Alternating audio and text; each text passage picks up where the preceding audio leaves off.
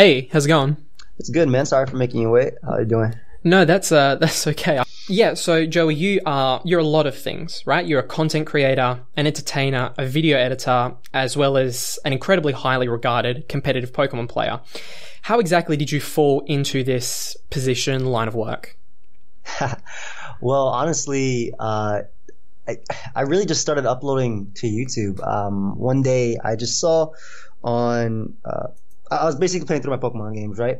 And I wanted to I went on YouTube because, of course, I'm playing through this game, I'm enjoying myself. Maybe others do it too, or maybe I could find out where to get this rare candy in this game right now. So I look up Pokemon on YouTube, and I see battles from Pokemon like Xerxes, MTG Xerxes, Xenon 3120, the Emperor ZMB, so MBZ, the Shadow Project, all those people.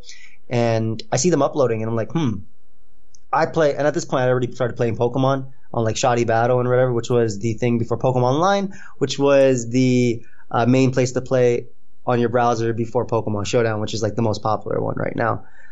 So I saw these people uploading, I was like, and I was a cocky little kid, so I was like, I'm better than them. Maybe I can start uploading. And so I was a little teenager, I was 13, 14.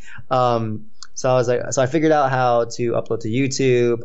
My original goal when I started uploading was I want to show people really good battles and that I can play Pokemon. That was it. And years now as that's starting to change, or as I started growing up rather and getting more and more into it, it still became I want to show people that I can battle, but I also want to entertain people, but I also want to teach people. That's always something that has been the focus of my channel, I feel.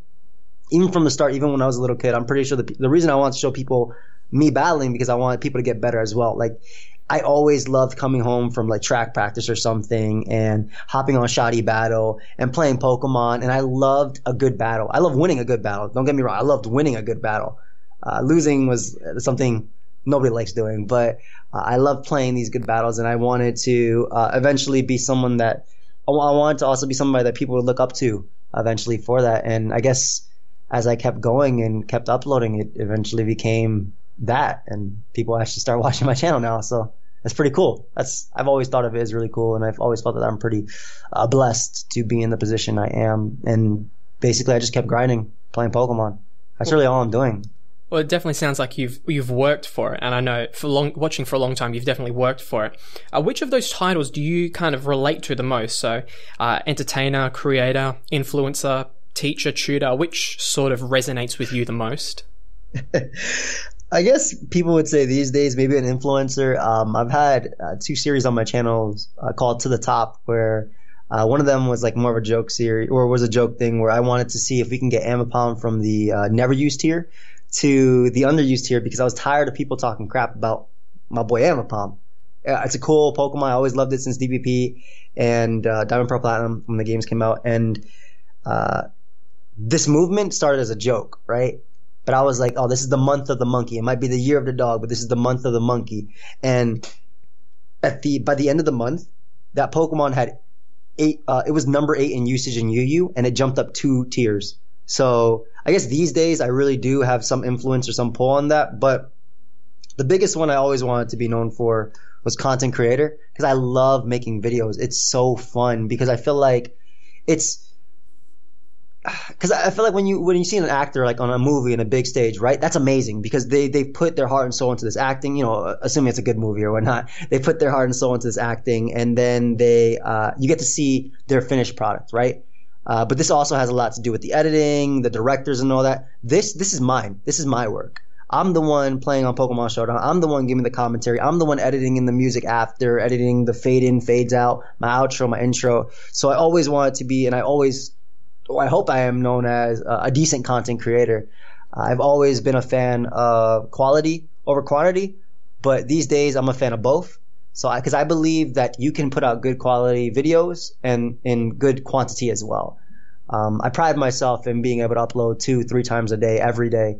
And a lot of that has to do with also, and this is kind of going more off of your question. I apologize for that. No, it's all right. A lot Go of where that it takes you. Thank you.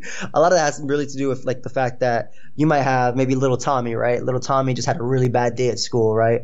And he comes on YouTube and he sees a video from mine, and then that boy hasn't smiled all day, and then I say a joke and he's really happy, right? Like that, it's stuff like that that like really pushes me to really want to do better, to continue uploading. And obviously I'm in the position where I'm actually able to make money off of this. And I think that if I wasn't making money, I couldn't do what I love. You get what I mean? Like I can't put as many hours into what I'm doing because I'm obviously not making money off of it. But because I'm making money, I'm able to do what I love. And at the same time, I'm also able to help people at the same time. And I'm just able to content create. And that's what I really want to be known as. And that's why I guess I consider myself most as.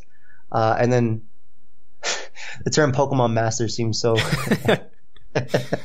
childish. But I also like being good at the game. I wanted to ask, just because you mentioned Pokemon Master, I know if you are looking up anything Pokemon related on YouTube, there's certain content creators, and I'm not going to name names because I know who you're talking about. Right, and there's, I believe there's a podcast called the Elite Four Podcast. Now, those four people, to the best of my knowledge, or at least some of them, are not nearly as skilled as you are in competitive, and I dare say might not even be in any way competitively inclined and just played through the game and beat the game that is intended for a younger audience, right? How do you feel about that, where you are someone that is, highly decorated within the community, and yet there are people calling themselves, Elite Four and Masters that are not on your level? Does that irk you at all? I feel like if it irked me, it would make me an elitist. And it doesn't. I think as long as, okay, so if you're in a position where people are actually seeing you, I do think that if you're going to say something about competitive, you should have a little bit to back it up, experience to back it up, because otherwise then you're just influencing maybe this group of people who don't know anything. And then they might go into, let's say, for example, someone says the best Charizard set is Ember, Roost, Swords Dance, and Rock Smash, right? Something really, really bad like that. I would only care if that person had a bunch of people watching them and then I see a bunch of it on the ladder. But like as for now, it's like, all right, that's completely fine. If people come to playing competitive Pokemon because you're uploading this, that's great. That's better for the community as a whole. It's also my gain as well, because if they eventually keep looking, they might start coming to me. They might see my channel and might take that next step in competitive. So for the most part, I don't let anything really bug me, and that doesn't really upset me at all. I feel like that's bad on a content creator to worry about other people's creation. Like, do what you got to do. Work hard on what you're making, and if somebody else is doing something that you don't agree with, sure, you don't have to call them out on it. Maybe talk to them about it. But like in that case, it's completely fine what they're doing as long as it's getting people to play Pokemon. That's awesome. I would love the number of people to play Pokemon, especially with a potential Nintendo Switch game coming out this year or next, to grow. So whether they grow because of that or I grow because of that, because like I said, if you search up Pokemon, you will find me. I at least use decent enough tags to the point that you will somehow find me. Even if I'm on page 46, you'll find me if you're still looking. And they'll still come to me. So yeah, to answer your question, it doesn't really bug me at all. No. It's not big. I don't worry about other people. I care about what I put out. I care about, what my viewers think about me, because as well, like I care about my viewers as well. And, my friends. That's about it. Like that's pretty much it. Now, I completely heard what you said, and I'm 100% on board. I totally agree with that mentality. However, just for conversation's sake, what about people that are, getting tens of thousands of views? So not massive big time, but still notable. And they've got, like, I watched this one last night actually, and it was a Shuckle set up, just your hazards, and then a Mega Beedrill came in, set up a Swords Dance, and just swept. And the opponent was very obviously someone inexperienced, because they just had a bunch of legendaries and starters. Some of them were shiny. And it's just someone on Wi-Fi in Festival Plaza or whatever, just having a bit of fun. But it was uploaded in such a way that said, look how good Beedrill is, Mega Beedrill. It's, amazing. Do you ever worry about, like, spreading misinformation? Because obviously Mega Beedrill is good, but, I mean, it's not living rock slides and stone edges from Primal Groudon, so. I feel like stuff like that it's pretty much the same thing. Like one video that comes to mind when I thought about that was like God Magikarp, which is when like this level 100 hack Magikarp beat these Ubers back in Diamond and Pearl, beat these legendary Pokemon back then, and that was like really caught me into YouTube. And from there, I was able to find better people who actually played the game, right? So maybe epic Beedrill sweep, epic Weedle sweep, whatever. Like I said, might bring somebody to Pokemon, might be like, oh my gosh, this Pokemon's so good, but eventually they'll find more. Also, I feel like the term misinformation is, I don't know, because again, I don't want to have an elitist attitude towards something like that, right? If somebody finds success with something they're using, that's great. That's great on them. And in fact, a lot of Pokemon sets, before they are standard, they had to be somebody found them out, right? Before the first Clefable with Calm Mind, Soft Boiled, Moonblast, Flamethrower, right? That wasn't a standard set before somebody found that was good and started using it. So sets are not standard before they're niche before they're standard, basically. So they're unexplored before they're standard. So maybe Beedrill really is a Pokemon that has success. Who am I to judge? Though obviously I agree that I don't think that it's a good Pokemon, but I don't think that's anything amazing, especially right now in the tier it's in, which is UU. But that stuff, again, I can't let it bother me. And like I said, that's part of the reason I came to Pokemon on YouTube. I saw a video on some Magikarp as well, and it got me interested in even more Pokemon. And I ended up seeing all these people that were really cool. And yeah, here I am. So yeah, you can't let that upset you. And if a kid, I'll have comments all the time. I was like, hey man, I started watching Pokemon when I was 14. I saw Pimp Night upload, because Pimp Night is not to call out anybody, I'm not going to say anything bad about him, but Pimp Night was also uploading back when I was a kid too. And I still, I'm not a kid anymore. I'm more of a kid at heart, but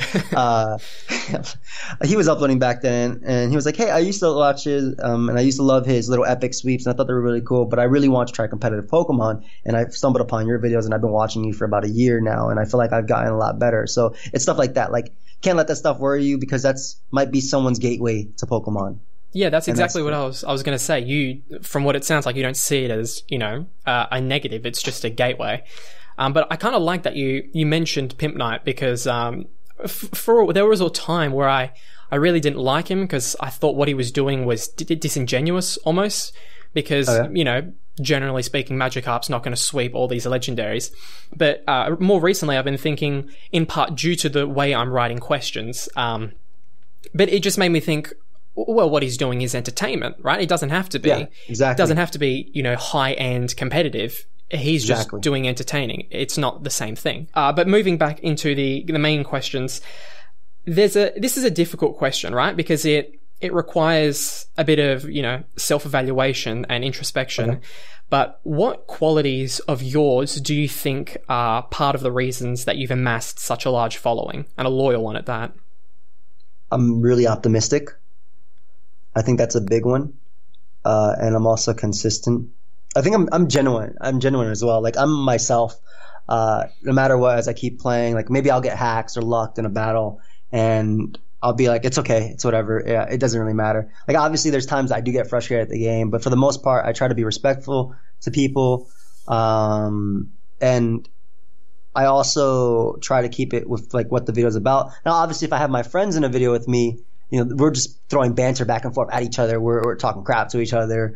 Maybe we're having fun. But I really do think that the fact that I genuinely enjoy Pokemon is part of the reason why people like my videos. I don't know. What were you going to say? Oh, I was just going to say that that positivity and optimism is something I'm going to touch on later, because it's one of, if not the most iconic thing you're known for, just being incredibly optimistic and upbeat regardless of what happens. It's just how I've lived my life, really. It's like how I was raised, and I know that the game I play there is a lot of luck involved as well. There is skill involved for sure. People have shown consistency, but there's also a lot of luck, and sometimes the game is not going to go your way. And whether that's because your opponent lucked you, or there's this whole psychological part of Pokemon too that I don't want to go too deep into, but like, for example, maybe I have more knowledge than my opponent, right? And I can think of like 10 different sets that my opponent could have. But because I know that might also hinder me in thinking or narrowing it down to a set. And my opponent might not know that I know these specific things. So I might make a play that in 9 out of 10 cases is the best possible play, but my opponent doesn't think about the best possible play, and that might throw me off. But even then, how could I consider it the best possible play if it doesn't also take into account my opponent? There's so much, like, I feel like Pokemon is a really psychological game as well, and that's why it's also impossible to win it all. Not only because of the number of Pokemon we have, and also the factors like that, but yeah, I do try to be really optimistic despite knowing all that, because I've loved Pokemon ever since I was a kid. I used to wake up 6 a.m. and literally wait on my TV. I wouldn't, because like as a kid, my parents were a little bit more stricter. Like I had to study, work hard, and then I would get like an hour, 2 hours of TV. That would change obviously on the weekend, but during the week. So like, but even then, I was so disciplined to that point that I would wake up like at 6 a.m. and I would wait till 10 to watch Pokemon and Kids WB and watch the new episode, and then, you know, go read a book and then come back and watch something else. So I've never lost that love for Pokemon. Even when I got my first game, Pokemon Red, back when I had my Game Boy Pocket, I never lost that love. And that's just part of the reason that I think it just spreads through my videos. Like, you know, I love Pokemon, like, no matter what. And that also goes into part, like, because I'm able to do what I love, I can share that love with other people. So I really do think that that's also a big reason that you got to love that passion. And I do enjoy the way you talked about the psychology and mind games behind it, because I've tried to explain to people that it's not just clicking buttons. Well, you could argue, but it's, you know, it's psychology. It's almost like chess. You have to be thinking about what your opponent's doing before you think about what you're doing. More about you. Were you studying something at high school when this came about, or when you were in high school, did you kind of see that this was something you wanted to strive towards? What were you, studying and thinking about becoming back then? During high school, well, that was when Pokemon Platinum came out when I was in 9th grade, I believe, if I'm not mistaken. And I started uploading a little bit before then on the channel, but I don't know. YouTube was always a hobby to me. I never really expected anything big out of it. I obviously wanted to grow, but it was more so just about showing everybody like what I love to do. So what I really wanted to do when I graduated what I had decided on was like a guidance counselor. And then I kept changing that to like anesthesiologist, something I wanted to do. And then I got back to a guidance counselor. I really didn't know what I wanted to do, honestly. I just wanted to help people, right? That was like the focus of what I ended up doing. And then marketing was also a big thing, but I think part of that was also because at that point I had already graduated from high school into college, and Pokemon had started doing really well for me back during XY. I just started uploading consistently. I got a bunch of subscribers, a loyal fan base that kept watching me, and they really pushed me to keep uploading. So yeah, it's just the type of person I am, I guess, that I always wanted to help or learn or teach. I thought that was really cool too. Like a teacher was also something else, but this is kind of where I ended up. I'm actually one course shy of graduating, and I've been one course shy of graduating. I think it's humanities and social sciences, and I think that's what I'm graduating in. It's been like, I honestly haven't remembered my major for like 3 years, even though I was still in school. I didn't even remember what I was doing, because at that point it was more so, because the way the English or the U.S. Educational system works is they want you to become more of a well-rounded person first before you go directly into your field.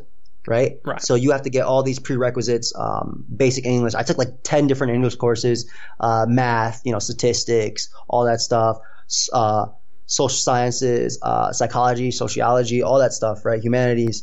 And before you can actually become what you did. And while doing all that, I ended up like starting to do better on YouTube, right? And I just started putting more effort into it. Even when I was going to college, I wake up and every morning early before I went to college, and I'd upload a video. Right? Or I uploaded a video, and eventually, and I also used to work little odd jobs, right? And eventually I got to the point where I did not need to work odd jobs because I was making a decent amount on YouTube. And then now I still haven't taken that one course because it's like a 4-day-a-week course, 4 hours a day with 2 labs a week. So it's kind of time consuming. Yeah. Which is why I haven't done it right now. But yeah, I know I kind of answered your question in like really long right there. My bad, bro. No, I think it's important because one of the reasons I wanted to get you on is your personality, and I think you're doing a really good job of explaining yourself and why you're so popular. I mean, I try. I guess because I've been talking to a computer for so many years now, almost going on 8 years, that it's just easier for me to explain how I feel. Like at first when you first start YouTube, it's like, hey guys, I'm on a computer and go Kyogre.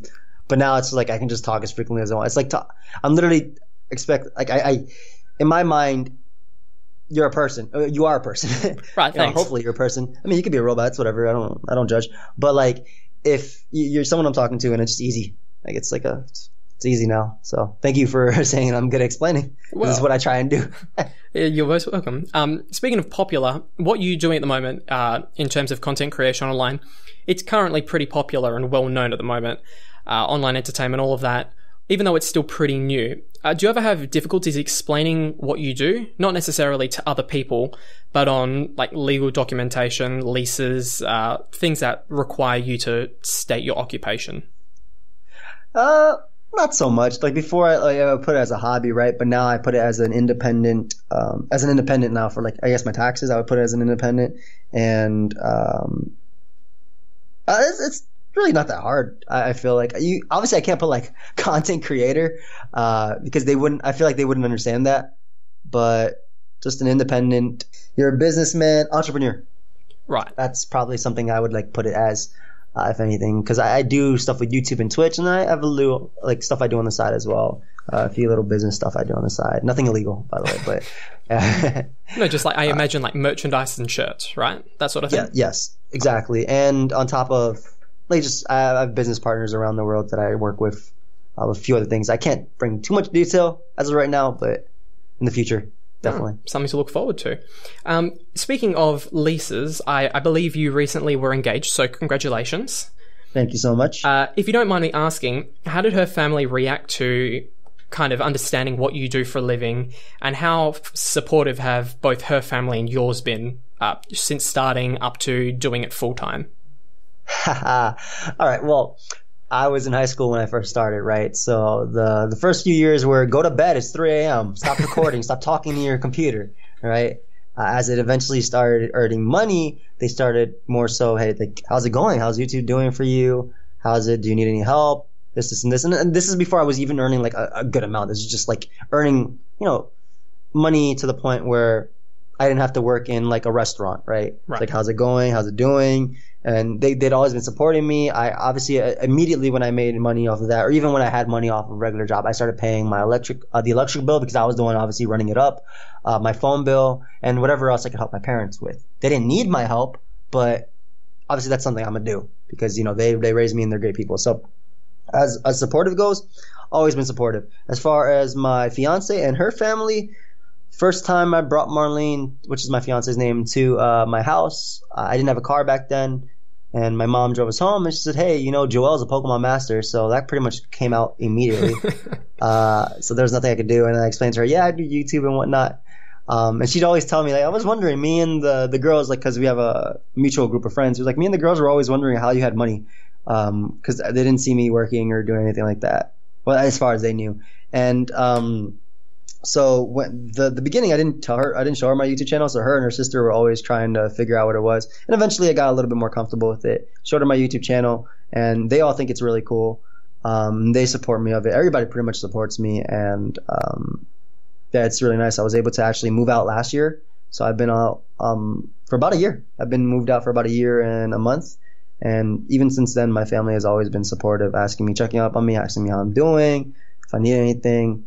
Like, I'm just really blessed to have a good family on my side and obviously on her side. I actually moved to be closer to her, and yeah, like they always support what I do and asking me how's it going, things like that. So it's not like I'm going to a family reunion and people are looking down on me because of what I do. No, it's nothing like that in my family. It's just full on support. Awesome. Which is awesome. I'm so glad to hear that because, important family is so important, and especially a supportive one. I know this is kind of more of a troubling thought, but because online content creation is still pretty new and volatile, have you thought about what's going to happen if this is no longer financially viable? Like, do you have a fallback? Yeah, I've always thought about that. Even when I started earning money originally, like first thing I started doing was saving. Most of that savings is gone because I'm having a wedding, but that's the first thing I started doing. But I think YouTube, I feel like, is more so in that place where it's definitely not going to last forever, especially with all the drama always going on with it, people pulling out for ads, even though that's only temporary. The ads will come out, the Pepsi and all of them will come back eventually. I feel like Twitch in itself, because it has to do with gaming and streaming, is more long term. So I've definitely been trying to not only upload 2 to 3 times a day on YouTube, but also stream daily on Twitch as well, because obviously I want to make my presence known as a content creator, as an entertainer. And streaming is fun in general because I get to interact with my audience and talk with them. So that's really fun. But that's also what I'm talking about with the business stuff I'm doing on the side. So anything, I've always, basically my goal in life is to be happy, right, with what I do. And I am happy. And also I want to forever be that happy. I also want to spread that happiness to my family, my future wife, and her family as well. So anything that can support us would be awesome. And as long as I can do what I love, I'm happy with that. But I've thought about a few different things. Being an English teacher is one of them. I've always had extremely solid grades in English. And I took like 10 million English courses because of the way the U.S. education system is. So, and I graduated. I got like A's in all of them. I thought one of the really cool one was I had to compare Batman versus Luffy from One Piece as one of my final papers. So that was a lot of fun. And so English is something I had a passion in, just teaching in general. So if I could help people with that, that'd be pretty cool. Maybe a teacher. But as far as it goes right now, like you said, YouTube it's going to change, and it's not stable at all. It's never been stable. But as long as I feel like you make a presence known, whether it be in gaming, online, or anything, there can be doors open anywhere.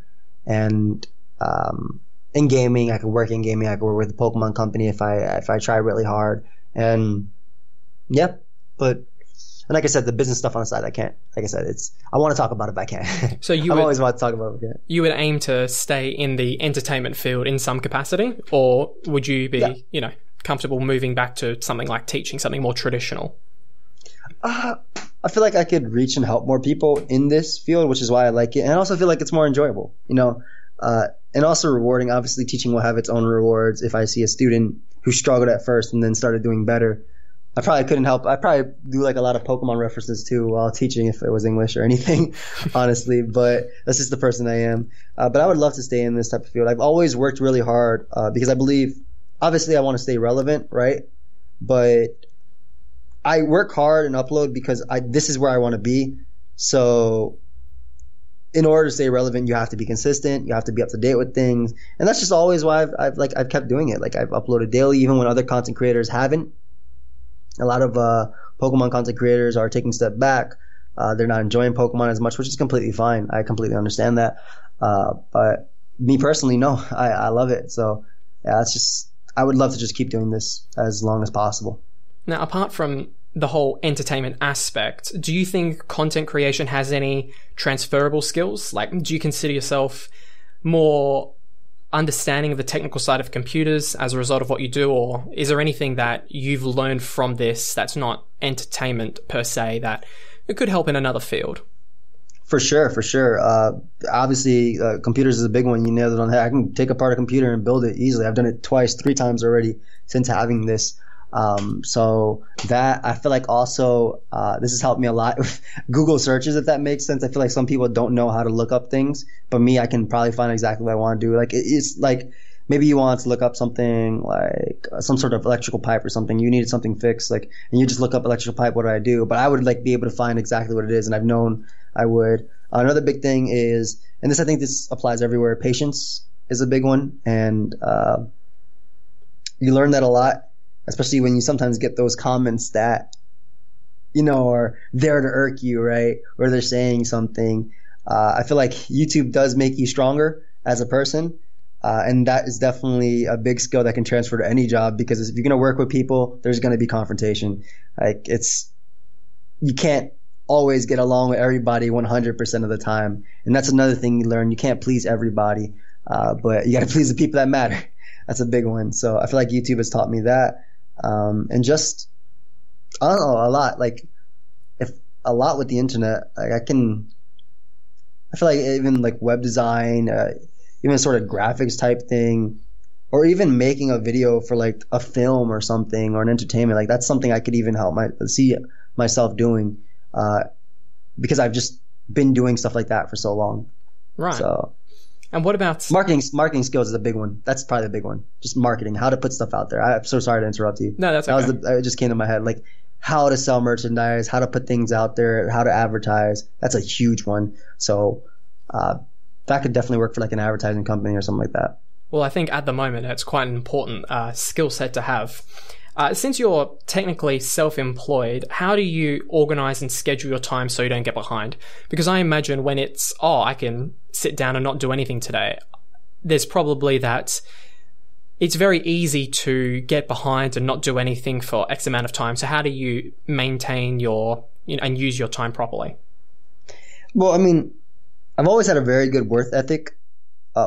So it didn't really, I to the point where I actually feel bad if I can't upload a video. Like I hate it when I can't upload. So depending on when I wake up, I eat breakfast and I probably go right to my computer. And this is of course assuming I wake up at a good time. Sometimes I wake up at 7, sometimes I wake up at 3 p.m. because I was staying up till 10 a.m. making videos for the entire day.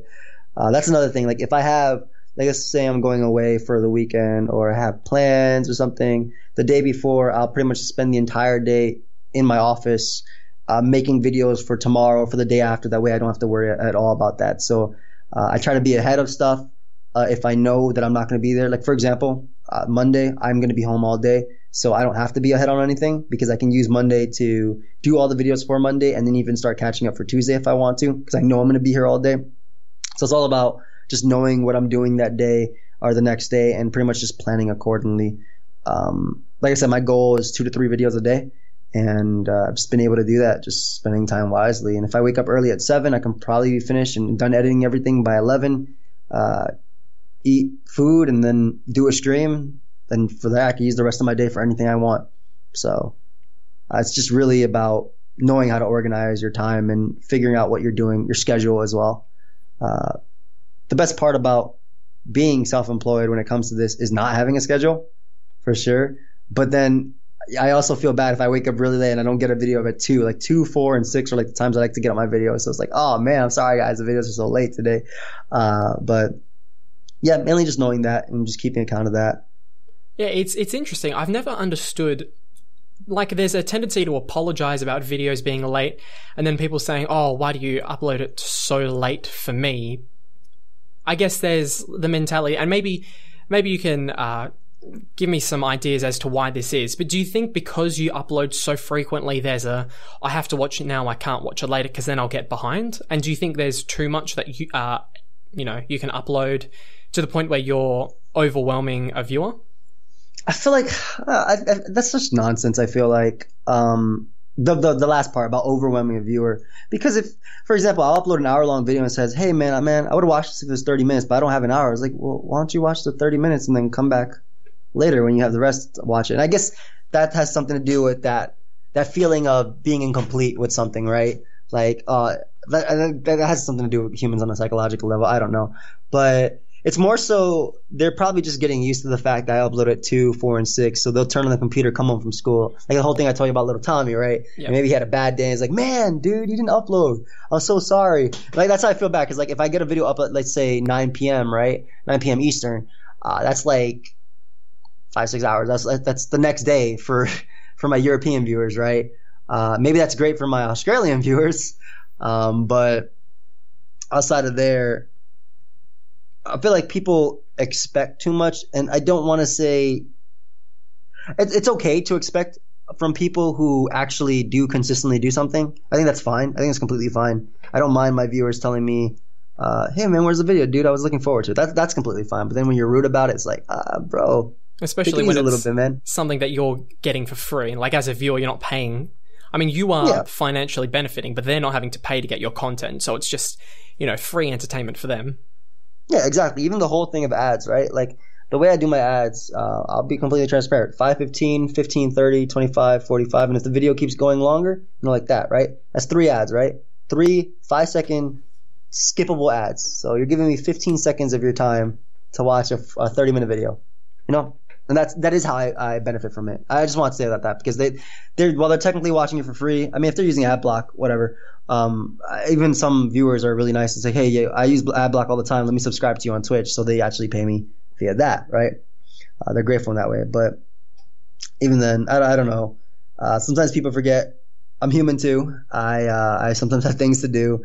And as much as I love doing this, and I really, really do, sometimes it's just hard, especially like right now with all the wedding planning. Sometimes my videos are just coming out late because I'm just so busy that day getting things done. But for the most part, I also think that's like a younger viewer that thinks that way. Right. I think the older viewers who work and understand what it is to do things completely understand that, yeah, things are happening. Got to do it. I can be patient. I can wait for a video. You upload so much. I have like over 2,000 videos on my channel. There's no way they've seen all of them. I think the only person who's seen all the videos on my channel is me because I've lived through them. Right. Like that's pretty much it. So people would think it's just as simple as talking into a mic while you're playing a game or while you're doing this. In your case, what do you think are some of the intricacies of the job that people wouldn't consider?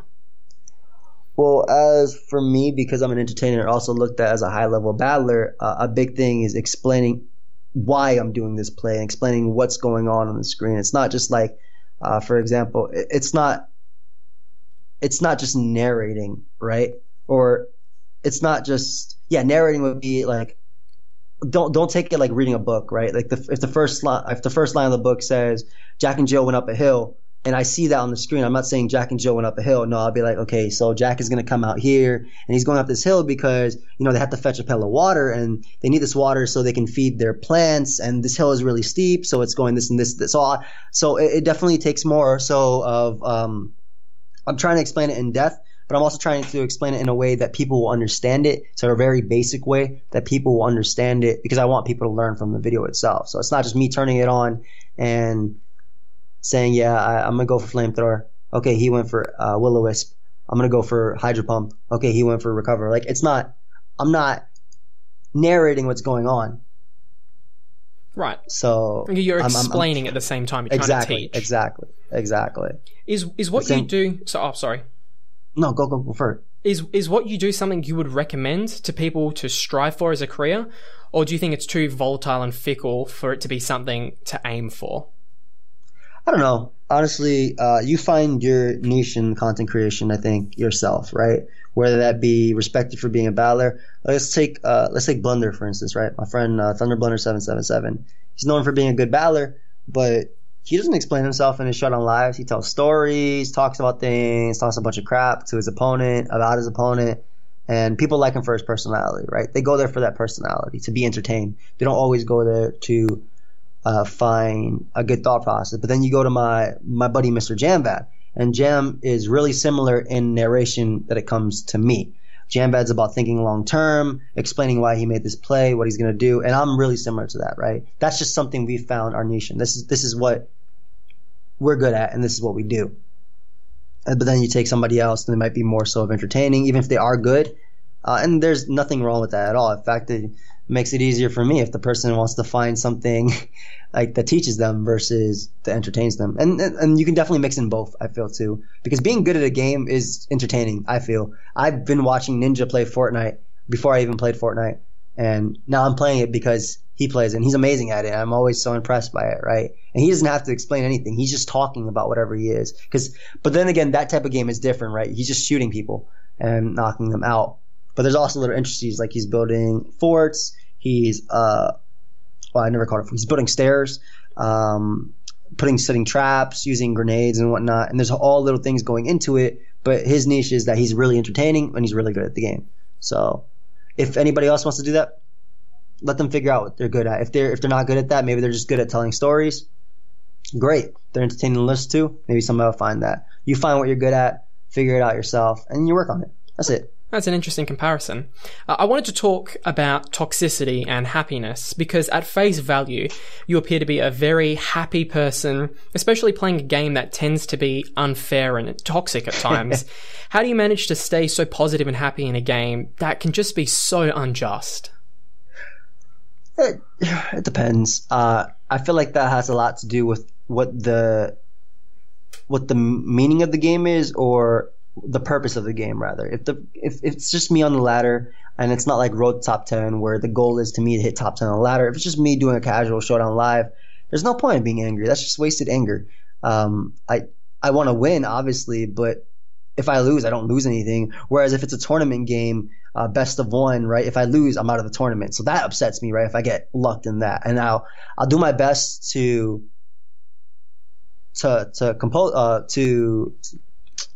not show as much anger, because that's the type of person I am. I'm not going to be incredibly angry. But there are other times where it just happens. Like I got lucked in this one tournament.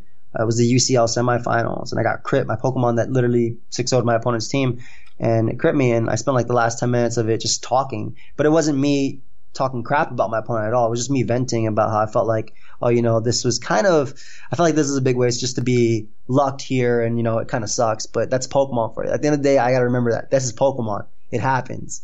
And that's really just what keeps me going forward and keeps me being happy. Because like I said, I genuinely enjoy this game. And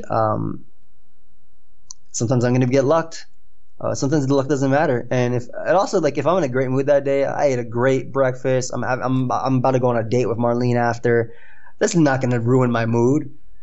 I'm just playing. Let me go and enjoy the game I love, have some fun. And if I win or lose, it's fine. It's fine. As long as I did my job of teaching you. Do you have a negative opinion about best of ones for that exact reason? I don't think best of one, best of three, best of five solves Pokemon at all. You might say, well, it really limits the luck factor, right? Like luck won't be a factor if you play 5 games of Pokemon. That's just a lie, because each game is an individual game. I can get lucked in all 5 games, right? Not one. Being lucked in game 1 does not mean I won't be lucked in game 2 or game 3. So honestly, this is stupid, but I'd be like, best of 100 me, man.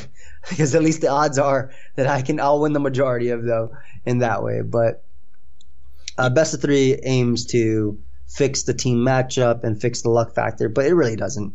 Pokemon is all thing. Matchup is something that'll happen. Luck is something that'll happen. But I'm not a big fan of best of 1, though it does give you room to play a little bit more aggressively, I feel, because this is the only game where that matters. So why not just pull out all the strings and all the tricks and play as aggressively as possible and win your game quickly, because they don't have time to adapt in game 2 or game 3. But still not the biggest fan of best of 1. Is the positivity and good outlook just for the camera, or do you have the same sort of disposition in life as a whole? I've always been an optimistic person. Always. It's just how I am. I was raised. I believe there's a lot of good in people. And yeah, I mean, I'm pretty much the same as that person. People could tell you if they met me in tournaments, I'm literally there joking, having fun, laughing at Pokemon. I went to a VGC tournament where round 1 I won, but the game 1 I lost because my opponent belly drummed up with a rock slide Snorlax, and he flinched my Kartana 5 times to death. So that's brutal. But I mean, like, it was a best of 3, so thankfully I was actually able to adapt. So in that situation, yeah, best of 3 actually helps in that. But that's also completely different because you get to see your opponent's team, so you can actually pick what's better. That actually solves a little bit of the issue there. Whereas in best of 3 in singles doesn't, because you don't see your opponent's team prior to battling, and you can't just pick Pokemon based on what they have. Like, I have to pick all 6. I can't just pick 4 that might be his best 4. No, he's bringing all 6. But yeah, like, it's the same thing. Like, I laughed about it because it was funny. I was like, wow, I really lost my Kartana to a Snorlax's Rock Slide. And I was even happier when I won. I was like, oh, dude, this makes her a great story, a nice war story. I lost game 1. That boy flinched me everywhere, but I ended up winning game 2 and 3. Awesome. So pretty much the same person, always been optimistic. I try to be very patient person as well. And I'm also, like, despite how I am on camera alone, I'm also pretty outgoing and friendly. Oh, I guess that's another thing that I have. Like, I'm friendly. I have no problem talking to anybody. Like, I'm not shy. What's the term? I'm introverted extrovert. Yeah. Does that make sense? Yeah. Like, I like being alone. I like having my time. Love being on my computer. But at the same time, I do not mind going out with friends, talking, laughing it up, playing video games. It's just how I am. I am a little bit of both. And yeah, I'm just the same, pretty much. Same person on camera as you see there. It kind of feels like with each passing generation of people, not Pokemon, that we're becoming less and less equipped to deal with sadness and find it harder to find happiness. Now, the reasons for this could be any number of things, but what advice would you personally give to someone struggling with happiness and having a good outlook in life? I think this is what I always say to people. What you're going through is only temporary. You know, tomorrow's a new day. It'll get better. It'll be okay. It's okay to cry. That's a big thing too. It's like, it's okay to show emotion, especially if, like, you know, God forbid somebody's mother passed away, right? It's all right to be sad about that. That's your mother. You have a right to be sad about that. But don't let your entire life, you know, be ruined. She wouldn't want that. And just, you know, keep moving forward. It gets better. And you have people that care about you. That's a big thing too. Even people don't feel that they have people who care about you. Like, I see comments like that. Somebody's sad in my thing. I'll see myself, but even before I reply, you'll see like 10 other people wishing them good luck. It's like, a community that also cares about you is really cool too. So even if that person doesn't feel like they have somebody in real life, maybe they have someone online to talk to that can help them out. So yeah, it gets better. And it's a big thing. I'm glad you mentioned seeing comments about, you know, feeling sad or negativity, because having negativity is pretty common on the platform that you're on, the internet. What is it about the internet that you feel breeds so much hostility? Is it the fact that everyone's anonymous, or can be? Or do you think it's the fact that you're able to reach so many people and it's easier to find people you disagree with? Or maybe, you know, something different. It's a little bit of both. A little bit of both. I think it's the fact that it's anonymous and there's little to no consequences unless you're actually cyberbullying somebody or doing something illegal. I can go on somebody's video and talk as much crap as I want, and maybe not me specifically because I have a following. Even that might even be better because that's just a whole bunch of drama, right? But like Daniel 135x2 he can just say, I hate you, dude. You're ugly. And what can I do about that? I was like, damn, he got me. What the hell can I do about that? Oh, I'll erase his comment, but damn, I'll be thinking I'm ugly all day. He got me. I don't even know who this Daniel is, man. I hope he ugly too. Look for him on Twitter. Find out. Hey, you ugly, bro. We good. But yeah, it's just the anonymous part of it and the fact that there's little to no consequences. Whereas in real life, someone talk crap to my face, it's like, sure, maybe I'll be a little bit, or it's different. Like if somebody put like, maybe it's a joke, I'll laugh it off, right? But if somebody, for example, punched me in real life, I'm not going to just sit there and take it. I'll get them back, you know? Whereas in a comment section, you'll have people arguing with you and who cares? Turn off my computer and I'm good for the day. But when you gain a certain level of online presence and you start to amass a following like you have, it also tends to attract, you know, jealousy and hostility as much as it does, you know, positivity. How often do you think you get these hurtful remarks left as comments? And do you take them hard, considering there's so many positive ones mixed in with it? It's easier to see the vocal minority than it is to see the majority, I feel. Because if you're so used to people saying, hey, man, I love your videos, this is great. When you see that one comment, it's like, man, you're trash. Forget that. But I've been on YouTube 8 years. I just laugh it off at this point, and I don't even have to say anything, man. You'll have some of my dedicated subs defending me, and I think it's like awesome, especially like if the person is saying something untruthful or untrue, and they'll say, "Hey, he showed here, and this is fine." Like, yeah, that's my boy. That dude just helped me out. So for the most part, I try and shrug it off. Obviously, I'm human. I have emotions, so something will hurt me occasionally, and I might even be petty a little bit. Back in the day, somebody said this dude used to leave negative comments on all my videos about hacks and whatnot. And then in one video, I was like, you know what? I put all the screenshots of his comment in the video, and I called him out. And since then, he hasn't commented at all. But of course, I was younger back then, and that was like 5-6 years ago, maybe 7 years ago. Yeah. Nowadays, I try not. I realize if you don't have haters, you're not doing it right. I feel like you haven't made it right, and I still don't think I've made it, and I don't think I'll ever really make it. And you know, obviously, I want to get bigger on YouTube. That's a goal of mine, and I just want to be able to teach people and help people. But like, yeah, it is what it is, man. It's like if somebody walked up to your face in real life and said, "Dude, I hate you, man. You can't do anything. You're useless." Like, obviously, I'm gonna be affected, but at the end of the day, it's like, wait, who are you to me? I'll keep going. I'm gonna prove you wrong. So it is what it is. And do you have any sorts of stress relief and anger management that you personally use for when things get frustrating? I definitely go see my fiance. That's a nice one. We just go out, go on a date, maybe run or exercise. That helps a lot. Drinking a lot of water too. Just getting out of my office occasionally if I got like really hacks in a tournament I care about. But another one is just playing video games with my friends casually. Like I play this game casually too. Like I'm not when I'm playing Pokemon, it's not always me recording. Sometimes just laddering, playing Battle Factory, Monotype Random. That's really fun. Fortnite with Gator, Moa, Envy, people like that. Or just even chilling in call and just talking. Like that helps a lot. But those are like the main things I do just to try and get over something if I'm upset. Because I don't want to take it out on anybody I care about, right? I want to get better. I'm okay. It's okay if I feel upset about something that I'm passionate about, right? I'm passionate about the game. I'm going to feel upset sometimes. I'm going to be way overly hyped sometimes. I've been playing this game for my life, like pretty much, right? Since I was, 4? I want to say 3, 4. I had red. I was somewhere young that I probably shouldn't have had red, but you know what? Kids have iPhones at 3 and 4 now, so it doesn't really matter. Yeah, that's scary. But it is really scary. But yeah, I just got accepted sometimes and to work it out. Like I said, I'm a really patient person, so it takes a lot to really put me over the edge. If I do lose in a Pokemon game, I sometimes do take it hard on myself, and I'll rewatch the replay a million times to think about what I could have done differently, even though I can't change it right at all. But I do the exact same thing if I win in a game too. That's really important to me. I'll rewatch the replay a million times to see how I could have done better, because that's also part of getting better at the game. But yeah, for the most part, friends, running, my fiance, just going out, all great stress relievers. Awesome. Okay, well, let's move on to some harder questions. These are all off the cuff, so don't feel the need to defend your choices later on if you change your mind. And also feel free to decline any questions that you feel may be damaging to your brand. No problem. So you are very active in the competitive Pokemon scene.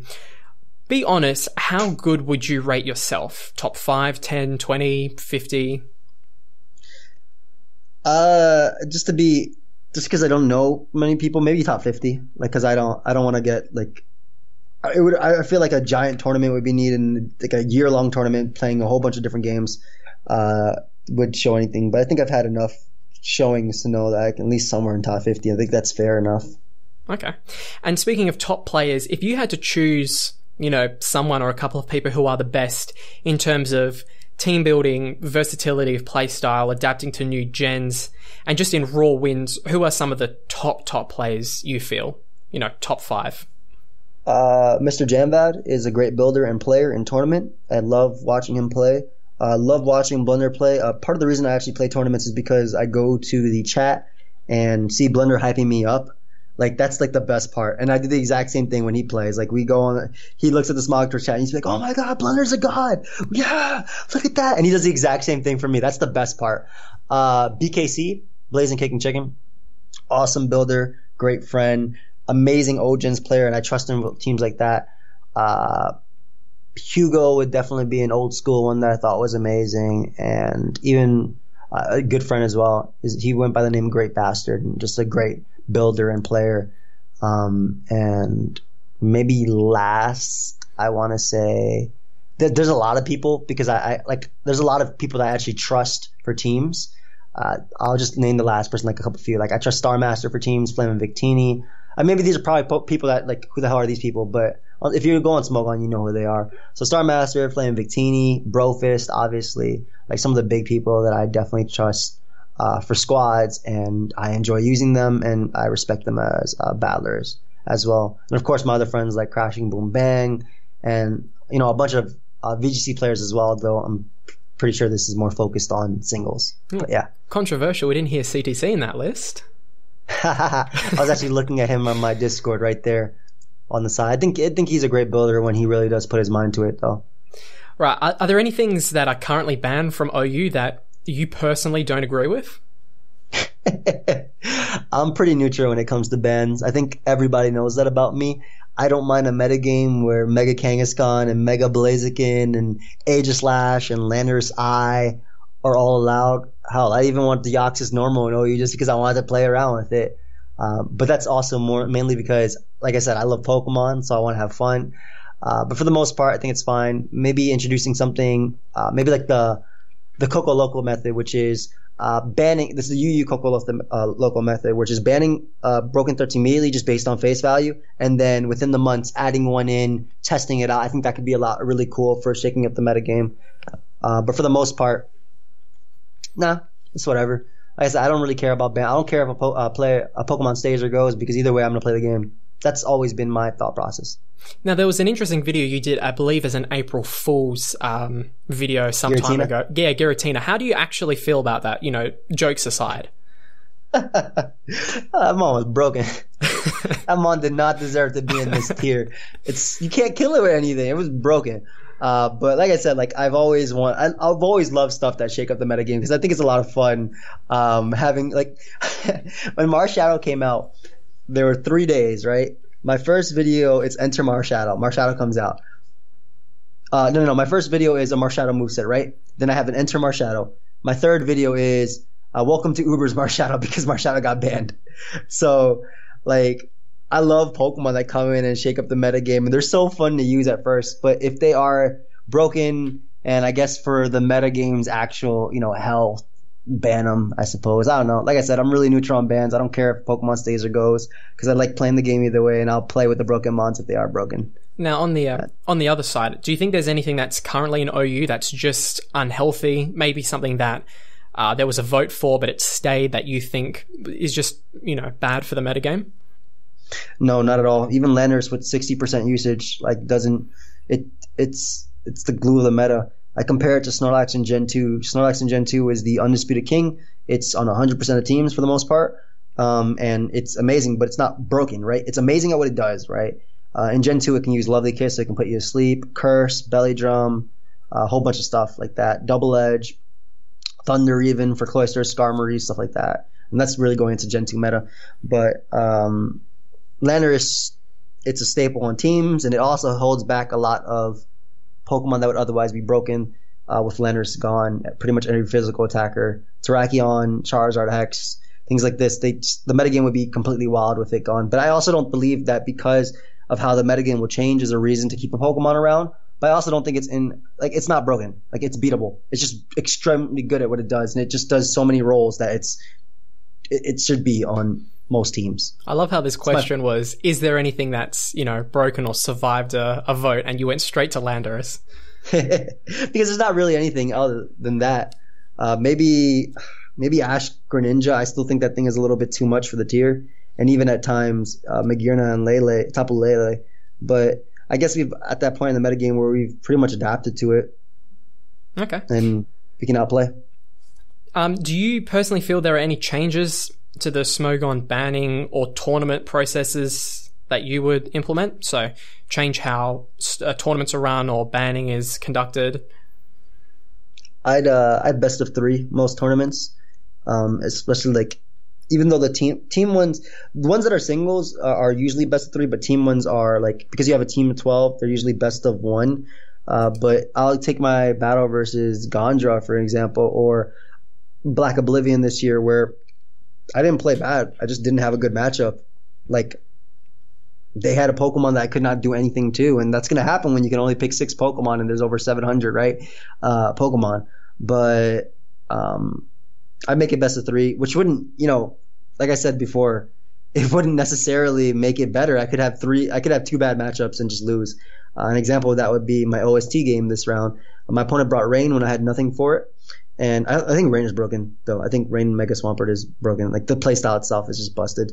Do you think there are any people, events, Pokemon individually, playstyles, or even conspiracies that have been really detrimental to the Pokemon community? And don't feel free not to name names, but if there's anything that you really felt hindered the community as a whole. I honestly think there's too much drama. And I'm not going to lie. As a kid, I even said it before when there was drama. I love drama because it's interesting. And I like stories behind it, but I just feel like there's just way too much drama. Let's just play Pokemon, not worry about anybody else, have some fun. But again, when you have a whole bunch of people that are passionate about a game, there's bound to be stuff like that. Like, one thing, when the whole Amapom thing, right? There was drama in that Smogon thread, but then you have the creator of Pokemon shut on and say, hey, it's whatever, who cares? this game. Let's remember that at the end of the day, it's this game that we're playing because we enjoy it and we're having fun. And maybe people thinking that they do have an influence with it and what actually happens will cause them to ladder more, cause them to come on Pokemon Showdown more. I'll actually find the quote real quick because I thought it was appropriate. Like I said, there was a lot of controversy going on when back when the whole Ambipom thing. Yeah, well, just while you find that quote, it was interesting to see such an impact that had, because the word Ambipom got banned in certain chats because it was just everywhere.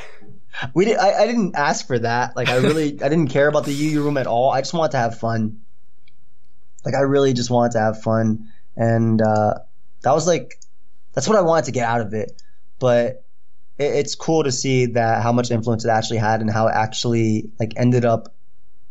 I don't know how it actually ended up doing something, and doing something good. I thought it was really cool.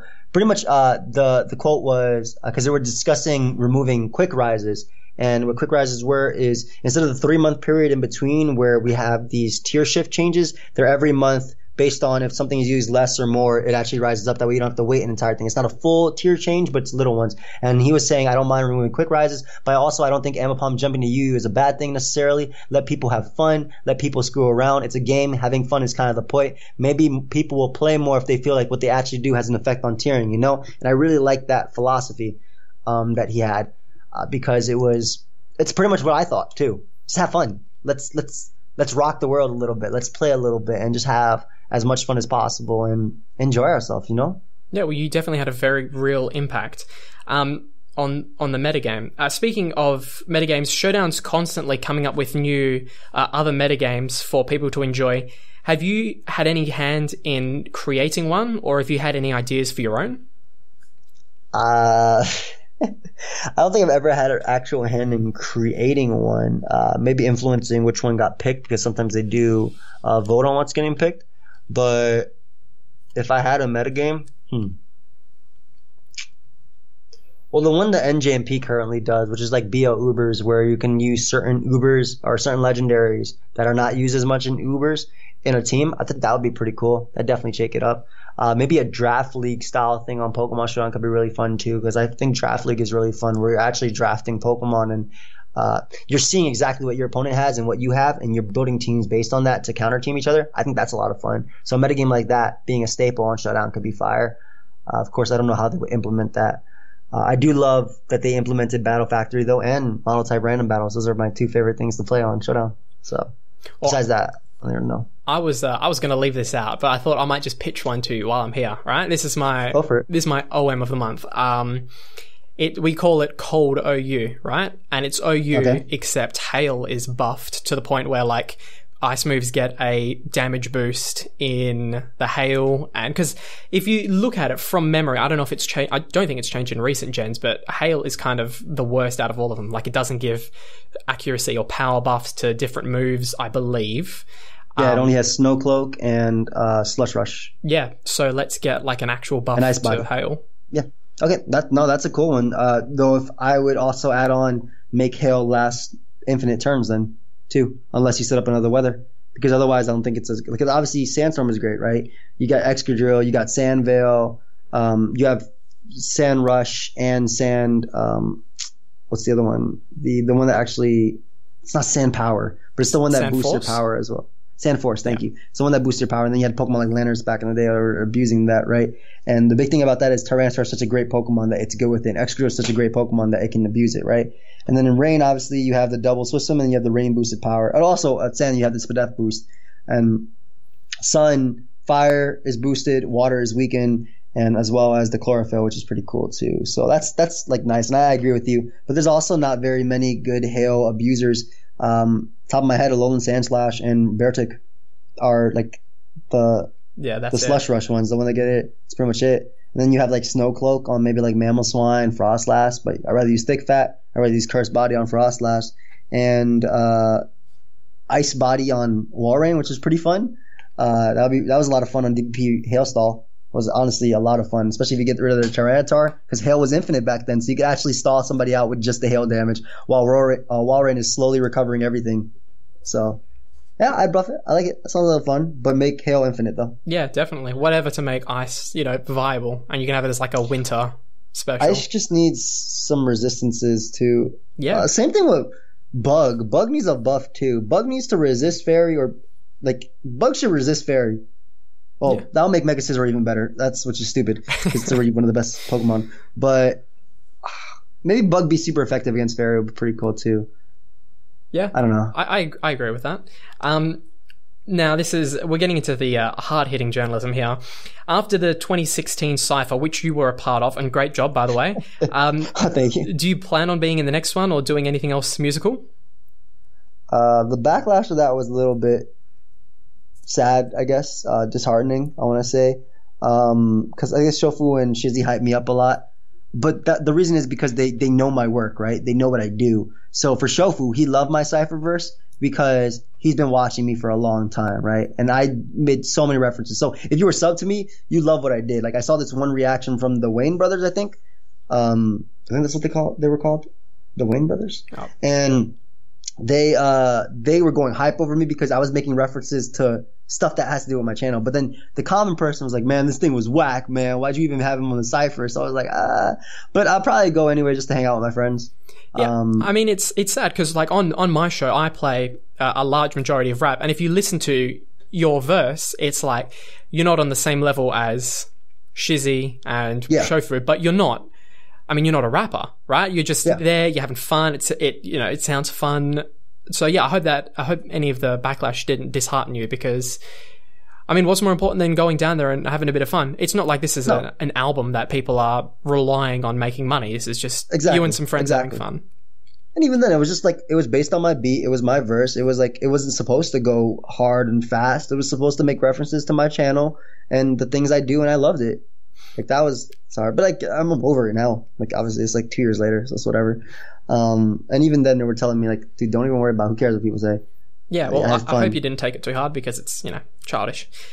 Speaking of the Cypher, how much ghostwriting went on behind closed doors? Can you dish out any information if there was, in fact, any ghostwriting going on?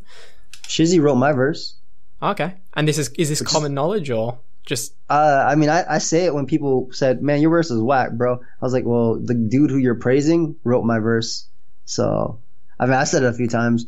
But like, I mean, like I told Shizzy what I wanted on my verse. Like I said, hey, I want a reference to this, this, and this. Do this, this, and this. And it was like, all right.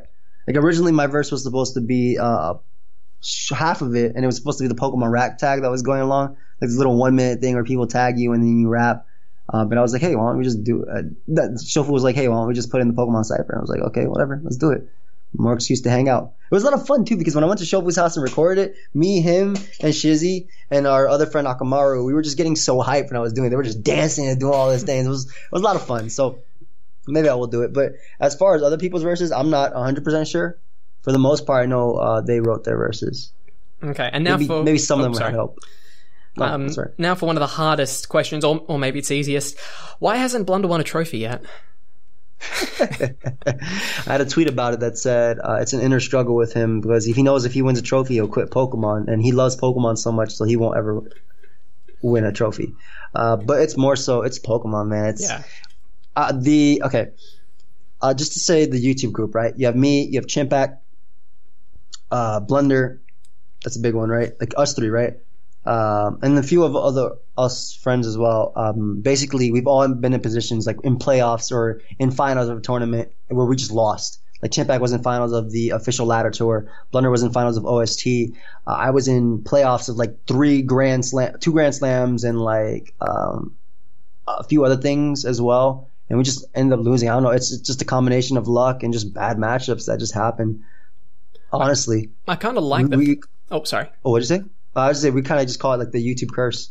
Well, I was going to say I kind of feel I kind of like the idea that he hasn't because it's very reminiscent of Leonardo DiCaprio not winning an Oscar for so long. But then he finally did. Yeah, he did. But I don't know. There was just this thing that I read somewhere where it's better to have people say I don't understand why he hasn't won one yet, as opposed to I don't understand why he has. I get that. I get that completely. Well, I just, best of luck. I'm a big Blunder fan, so I do hope that he wins one eventually, but I don't know. I just thought it'd be funny to throw that in there. His fan base, though, gives him a lot of crap for it, which is funny. But that's also because we do, too. But he doesn't care as much about it as well. Like, he's been enjoying the game, and, hopefully he does win a trophy. We all got trophies, so why not him? Now, at the end of all my interviews, I'm not going to ask some generic, uninteresting questions. I want to know some of your opinions of substance, right? So say you met someone that was living in a bunker for the last 10, 20 years, and they were completely out of the loop just about everything. And they were to ask you for a recommendation of something. So what's a piece of art, so like an album, book, game, show, that you think has been pivotal and outstanding that you would recommend to them? I got some Bruno Mars. That boy is the Prince and the Michael Jackson of this generation. Really? That's a very interesting answer. That's a really tough one. Like, honestly, like, I give him some music to listen to because music has definitely changed throughout the years. But I feel like he has some really solid music, and everything he's put out is like a banger. That's tough, man. I can't give him an iPhone. Like, how would he respond to that? That's tough, dude. Society has changed so much. I remember plugging in my laptop to the phone cord in order to get in to the internet, It's like, and then when the phone rings, you're off the internet. So times, I don't even have a house phone now. At times have changed. I don't know. What would you give them? Well, the last person I interviewed was an artist named Jesse Gunn, and he had a really good answer where he said a copy of some nature documentary, so something to the effect of Planet Earth, just so they can physically see the changes of what we used to have that we might not have in the future. But I don't know, I think in terms of like things that were art in its purest form, I think the TV shows Avatar: The Last Airbender and recently Full Metal Alchemist Brotherhood, I think they are so incredible in terms of writing and story and character development that I wouldn't wish anyone to miss out on those. So you give him that boy anime. That's the first thing he's getting. Has been in a bunker and he's watching anime. He should just go right back to the bunker then if he's just going to watch anime. Like, let him chill there. Give him some food and give him like a whole list of anime to watch. Or no, I mean, to be honest with you, I didn't really even consider Avatar anime. But recently I watched Cowboy Bebop because it was on Cartoon Network in 2001 and I never saw it. And I've just received a couple of recommendations, and Game of Thrones and Walking Dead not so much, but they're, good solid shows. But damn, man, like, Avatar's really just brilliant. It's got everything. It's got all the character development and music. The development is amazing. Yeah. The Zuko changing from how he was in the beginning to the end was amazing. Like, his relationship with Aang. I agree. That's a good one. That's a really tough one though too, because like, how do you even start? Like, boy, why are you in a bunker? I would have so many questions first before giving him something. Like, I want to learn about him before he learns about us. Like, that's what was going on in there. It's more a question to get into your head. About like what you think has been just fantastic art. But no, I think it's a Bruno Mars. Yeah, you listen to music. Yeah, give me grief for recommending TV shows, and you're giving a bunch of Bruno Mars. Before you were talking about niche sets and how they're niche before they become standard, and I remember in Gen 5, I want to say, like after the move tutors came in, my favorite thing was Swords Dance Celebi with Seed Bomb, Sucker Punch, and Zen Headbutt, and I don't think it was good by any means, but it was a lot of fun. So were there any kind of, niche sets that never became popular that you had a lot of fun with?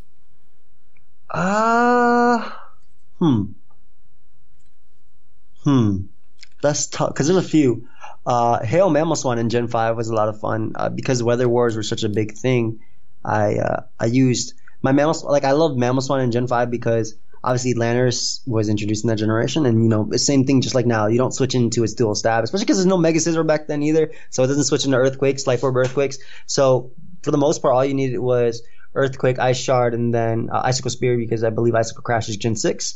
And my last move, I put Hail, because if I was running no weather or my weather Pokemon was gone, I just click Hail, and then basically if they had a Venusaur, even though now chlorophyll plus drought is banned.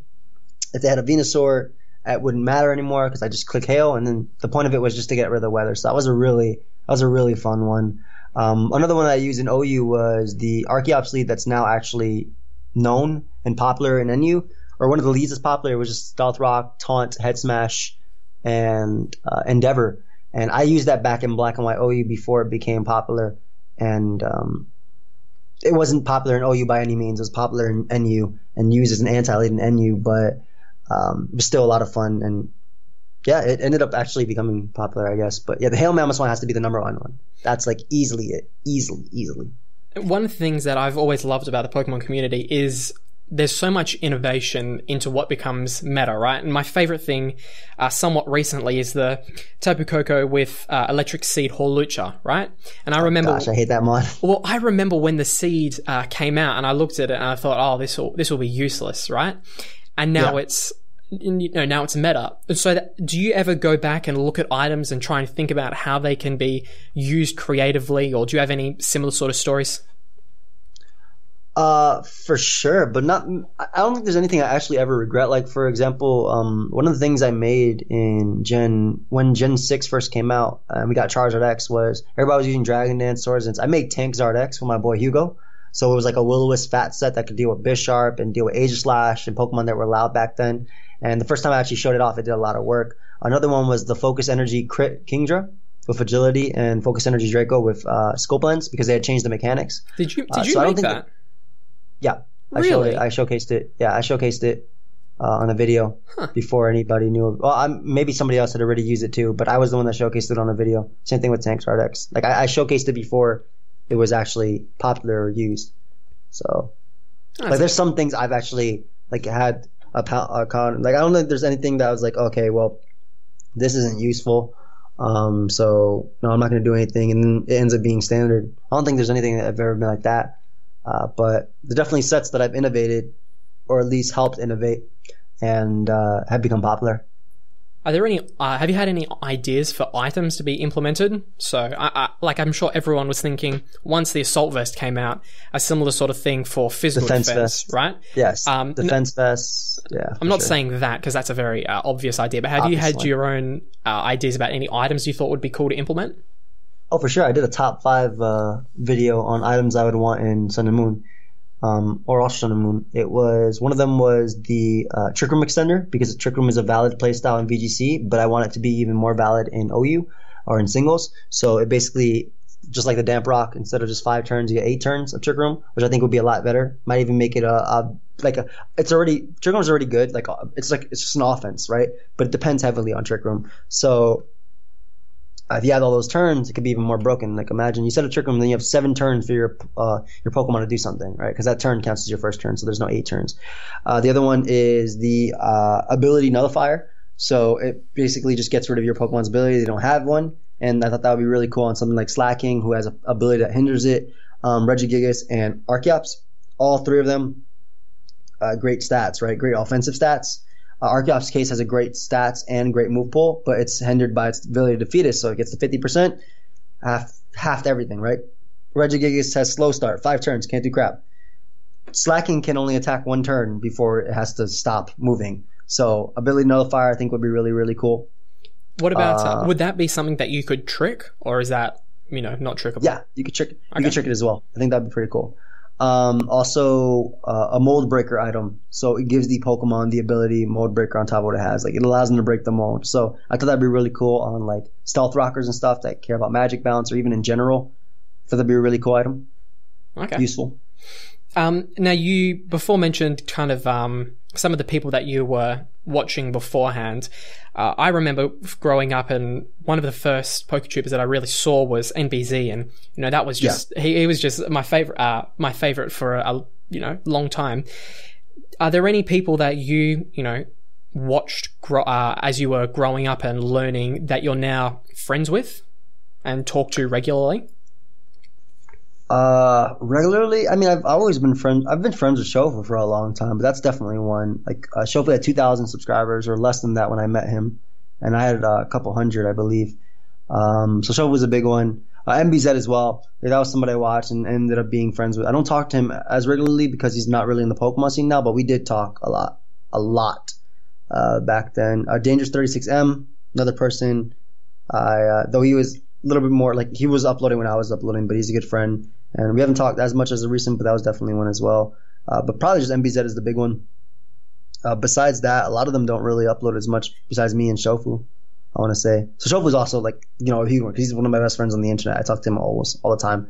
So probably him would be one. But like I said, he wasn't like, I watched his videos, but he, like I said, he had like 1,700, 2,000 subscribers. I had 300, and we've just been friends since together and growing. So just like always have been. In fact, that comparison, 300 to 1,700 is how our subs have always been like something. He's like higher above me and I'm like a little portion of it, but still doing competitive. Well, I mean, you've definitely got the quality and quantity, whereas, Shofu's quantity has slowed down a little bit recently. Yeah. But yeah, I guess that's just got to do with your, work ethic and still loving the game that you're playing. Pretty much. Like, as long as I enjoy it, I'll do it. But I know he's really hyped about Smash, and he's definitely going to get on top of that Pokemon Switch game, too. I want him to hit 1 million subscribers. That's my boy. I want to hit 1 million subscribers, too. That'd be awesome. But obviously, I want that for my friends as well. I want them all to do good. Because here's what's the phrase? I want us all to eat. That's it. All of us, I want us all to do good. That's pretty much it. It's a great mentality to have. It's very, selfless, right? Like thinking about other people as much as you're thinking about yourself, which is a very rare trait, which is unfortunate. But no, it's really good. Just more about kind of you. Whenever I'm watching one of your videos, you seem to be able to not guess, but kind of estimate what a set is just by looking at the team preview, as well as being able to estimate, if this Metagross is choice banned and not Mega for whatever reason, it will, roughly do 60% to this. How long does it take you to develop those skills of knowing, the game that well?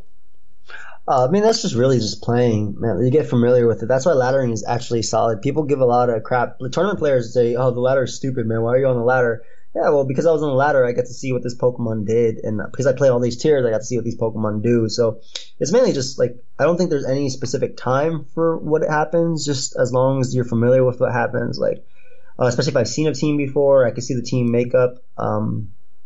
Also, what's popular as well. For example, like if I see Tapu Lele, like 2 things come to my head right now, Specs and Scarf. And if it had been earlier on in the metagame, I'd think about Calm Mind, I think about Taunt, but that's not as popular right now. Specs is like the big one because it just breaks through everything, and it doesn't have any switch-ins really. Like Psyshock for Assault Vestigirno doing like 40%, but like it's really depending on what's popular in the metagame, and you find that out by laddering and by watching tournament play as well. And yeah, just getting familiar with that, which is why, like I said, I play all the tiers because I think it's important to know what a Pokemon does and what a Pokemon does have potential to do. Team building helps with that too. Though I'm more of a player than a team builder. I can definitely build when I need to, but I'd rather play. Like that's the most fun part of the game for me, playing and doing well with my team. But building can help because, like, for example, I want to use Slowking and OU. I look at Slowking's moves and it's like, oh, wow, this Pokemon learns Dragon Tail. This Pokemon learns Future Sight. Whoa, it has Fire Blast, Ice Beam, Scald, Calm Mind, Nasty Plot, Trick Room, right? I see all these options. And then if I fight a Slowking and OU, all those options come to my head because I've already seen what it can do just based on the builder. So it's all about familiarizing yourself with it, seeing what's on the ladder, and that's just stuff. There's no specific time for when you'll actually learn it, I think. Everybody learns differently, right? Some people learn visually, some people learn by hearing it, so orally, and some people literally learn by playing, by doing it. So you got to find what's best for you, do it, learn it. I'm glad you mentioned bringing Slowking up to OU and using it in OU and how to, battle it if you did see it. In the past, you've seen lower tier mons being used in higher tier games and even tournament games.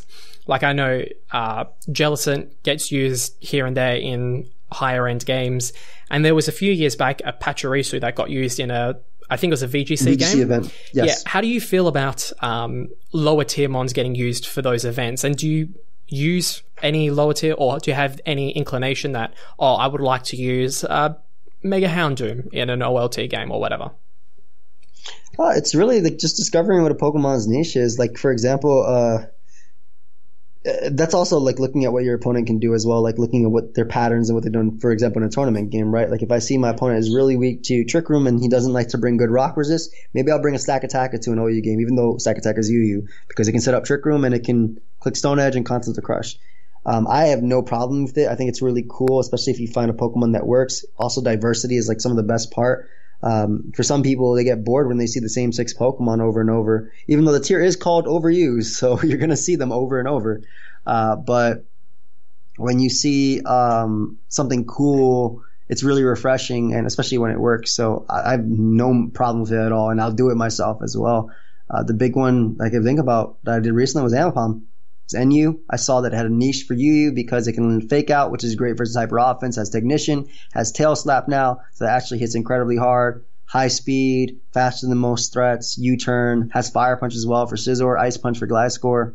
That's a big thing.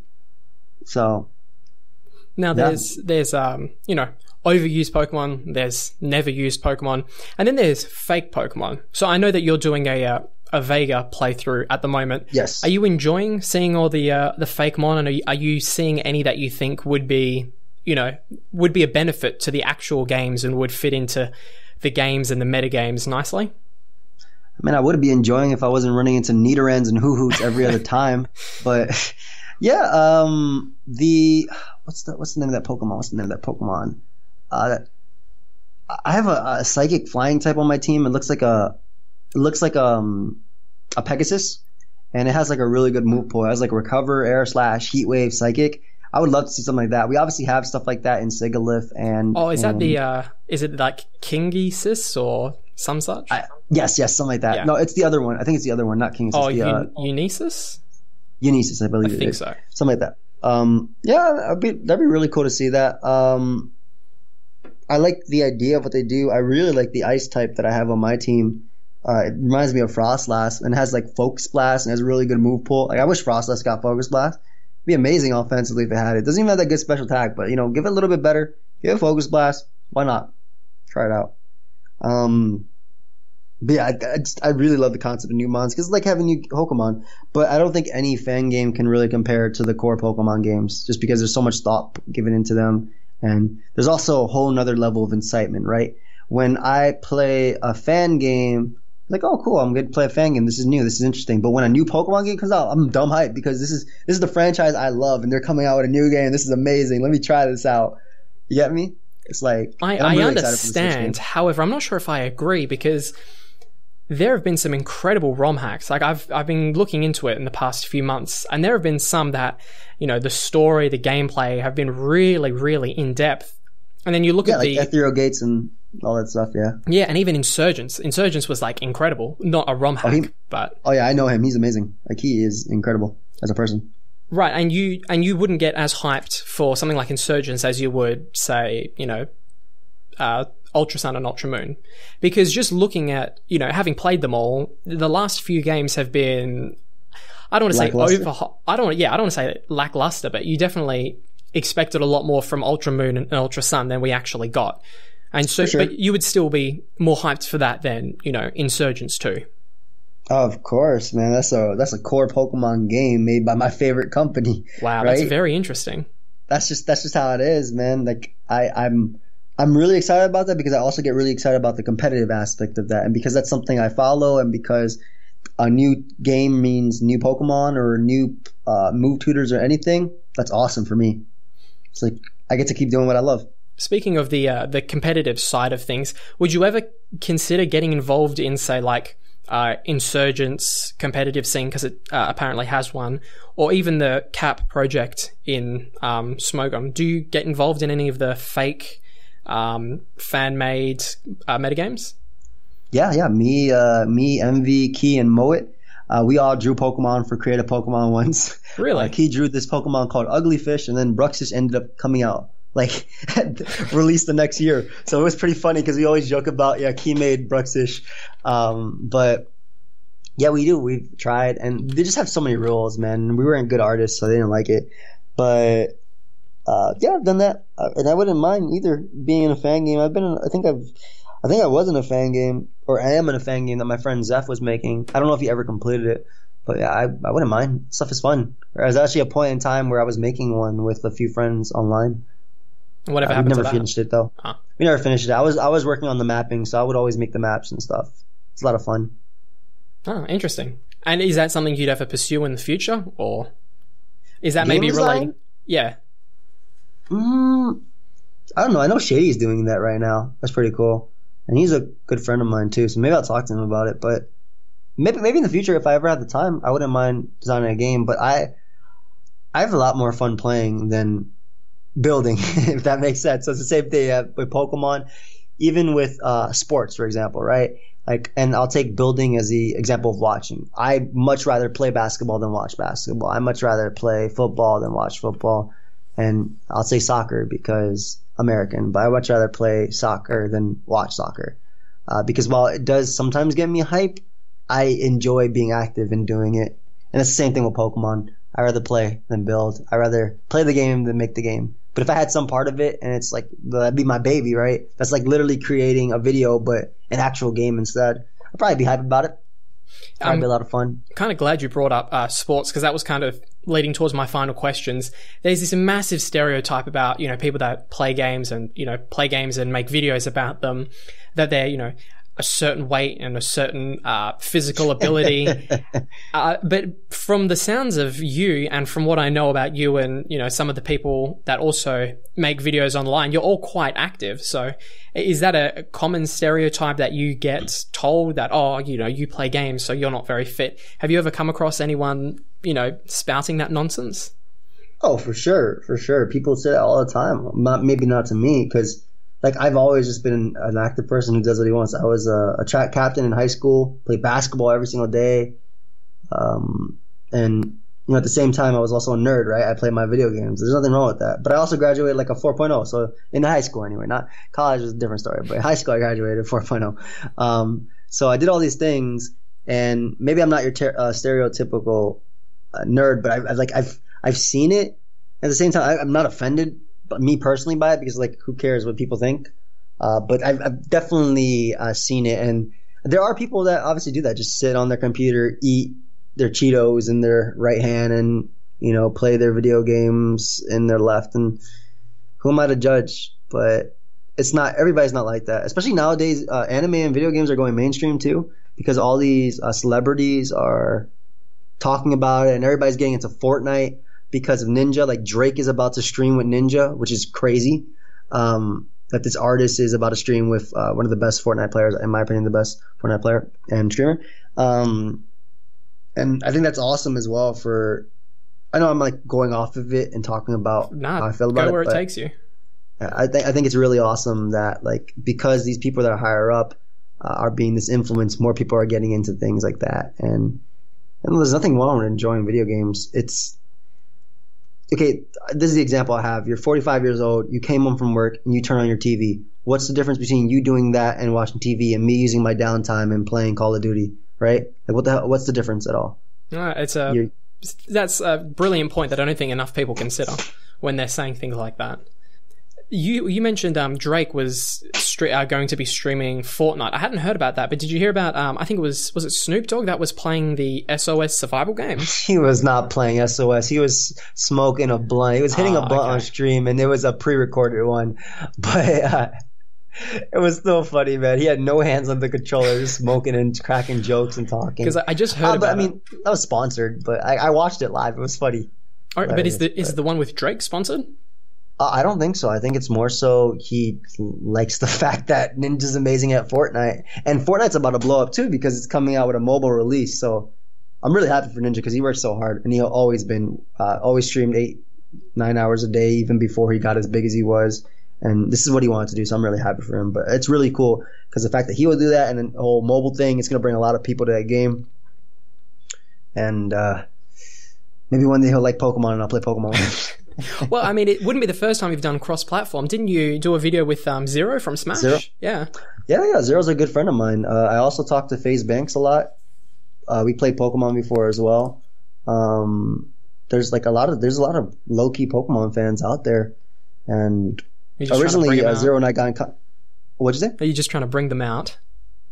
I mean, no, it'd be cool. Obviously, it's good for exposure for me, but at the same time, I just love people playing the game. I think that's awesome, and for the game itself, it's great for exposure. I think that's cool. Like too, like Banks loves Pokemon. That's no secret. You see videos of him on Pokemon Showdown. You get that boy on a platform playing it, maybe you'll get millions of people on Pokemon Showdown. I think that'd be awesome for the game. Obviously, it would be probably people that don't know the game at all because they all follow for Call of Duty, but that's just free points. Yeah, exactly. But even then, it's bigger for the game because then maybe they'll all get interested in. It's the whole thing that we were talking about in literally the beginning of the interview about these people coming online because they see somebody else doing it, and then there's like, this game's pretty cool. How do I get better? Look it up. PokeaimMD. What up? So awesome. Well, just that's all I have. It's been such a great time. I really appreciate it. You've already plugged where people can find you, but do you have any, friends or maybe artists that lesser known that you like that you'd want to plug at the end here? It's Gator, Mr. Janvad, Envy, Lord Moet, the Mr. Moet, Thunderblunder 777, and also Vanilla X Productions. He's a music dude. I could take a lot of his music. I don't think he personally knows me, but I use his music because he lets us. So he's another cool dude. So definitely all of them. Awesome people. Okay, well, please go and check them out. Joey, like I said before, it's been such a great time. You always hear about people meeting or speaking to people they're a big fan of and just being disappointed at how, rude they are. But you've honestly been as down to earth and as fun and nice as you appear to be on camera. So thank you for taking the time. No, dude, honestly, thank you for having me, bro. It was a lot of fun. I appreciate it. It was definitely different than like interviews I've done before as well, because it was more, the questions were different. Like typically they were like, oh, how'd you play Pokemon? How'd you get started? This, and this. So sometimes, I'm glad this wasn't like a repetitive type of thing. So it was a good experience for me. Well, I mean, I was pretty sure you'd done interviews before, so I just, rule of thumb, try and ask questions that are slightly unusual. But yeah, dude, just let me know. It's been a pleasure. And I'm actually about to go stream. Even though it's like 1:30 a.m. Yeah, I'm probably going to go stream for a bit. Yeah, so. Awesome. Well, hey, best of luck to you, not just with the stream, but in everything you do. I think your positivity and happiness is, inspiring, and I wish more people had that mentality. I appreciate it, man. Thank you for my parents for that. Yeah, well, tell them good job. Have a good one, man. You too. Enjoy the rest of your day. Likewise. Bye-bye. The rest of your day. Likewise. Bye-bye. The rest of your day. Likewise. Bye-bye. The rest of your day. Likewise. Bye-bye. The rest of your day. Likewise. Bye-bye. The rest of your day. Likewise. Bye-bye. The rest of your day. Likewise. Bye-bye. The rest of your day. Likewise. Bye-bye. The rest of your day. Likewise. Bye-bye. The rest of your day. Likewise. Bye-bye.